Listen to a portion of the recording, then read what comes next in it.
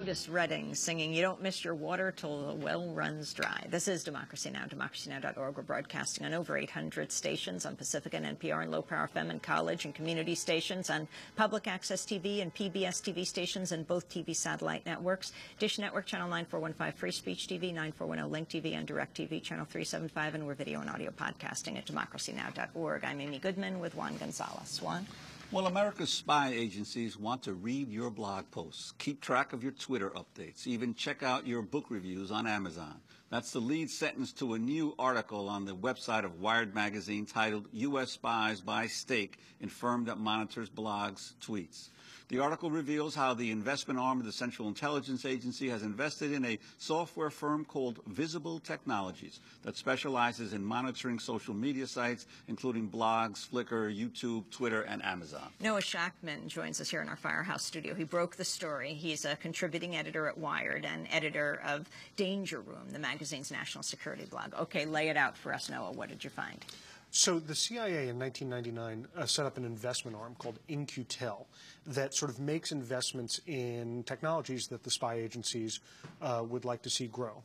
And their latest investment is in this company called Visible, which basically takes blog posts and takes Twitter updates and takes comments on YouTube videos and sort of sorts them out and decides which people have the most weight in the blogosphere, which people are the most influential, and also filters out certain keywords, decides whether certain posts are hostile or positive. And it's basically a way for them to sort of keep track on what's going on in Twitter, on the blogs, et cetera, et cetera. And who does this firm normally supply this information to? Usually to companies like Microsoft. Right now, they're tracking the buzz on their Windows 7 release. They also do the work for Hormel, the processed meat company. When PETA was going after Hormel for some of their business practices, they kept track on the sort of anti-processed food activists. So it's usually corporate clients, although there's sort of a political spin to some of the work they do. So in essence, they're sort of like an intelligence operation for the corporate world on a normal... Yeah, they would say they try to spot trends and keep tabs on things, yeah.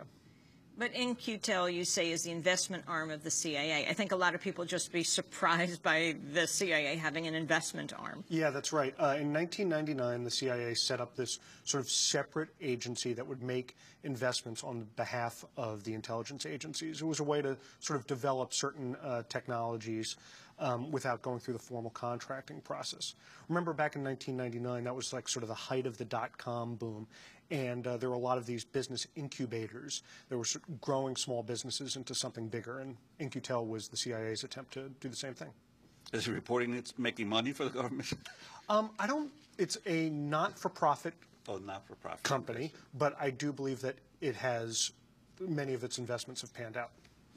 So explain how Visible works. You talk about how it crawls over 500,000 Web 2.0 sites a day. Mm-hmm. Explain exactly. And then how do people protect their privacy? Well, first they protect their privacy by not tweeting or not blogging. I mean, that's the way they would have to protect their privacy, or to do it within a closed, password-protected system. If you leave it out there, not only is the government going to read it, but Microsoft and Google just signed deals with Twitter and Facebook yesterday, where all your tweets and all your blog updates will be very easily searchable by either Microsoft's Bing search engine or by Google. What's the deal? The deal is basically that all your Facebook updates will be sort of fed into Microsoft's new search engine, and people will be able to see what you post on Facebook or Twitter or what have you. And of course, for the CIA, given the fact that the recent reports of how tweets and other social networking are used around the world, sometimes to give advance notice on popular insurrections, mm-hmm. or for the CIA, this would be a sort of a normal direction for them to take if they want to collect more intelligence. It would be. They're probably already doing so, but just in a less elegant way. So this is probably, for them, they view it as a smarter way to get information they're already interested in. The question is whether it's aimed out at international audiences or whether it's aimed in at domestic ones. No, Shachtman, you've also written about the U.S. military using a fleet of unmanned spy blimps to keep tabs on would-be enemies in Afghanistan and Iraq. Mm-hmm. Explain. Well, the U.S. military in Afghanistan, I just got back from there in September, is very interested in what's called ISR, intelligence, surveillance, and reconnaissance. The idea is to see as much of what's going on in Afghanistan as possible and to hear as much of what's going on in cell phone conversations or what have you. And so these blimps are another tool to do it. There'd be cameras and listening equipment installed in these blimps in Afghanistan. It's another way to kind of keep tabs on what's going on. And tell us what's going on in New Jersey.